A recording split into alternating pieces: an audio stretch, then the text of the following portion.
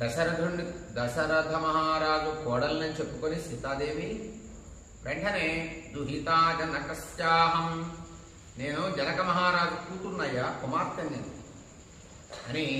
ఆయన విదేహరాజు కదా, ఆయన కుమార్తె నేను. సీతేతి నామ నామ్నాహం, నా పేరు సీతాదేవి అంటారు. నేను ఎవరి భార్యని? రామస్య ధీమ భార్య, రామస్య ధీమత, బుద్ధిమంతుడు ధీమంతుడైనటువంటి శ్రీరాముడు భార్య అని అన్నది. సమాద్వాదశ తత్రాహం,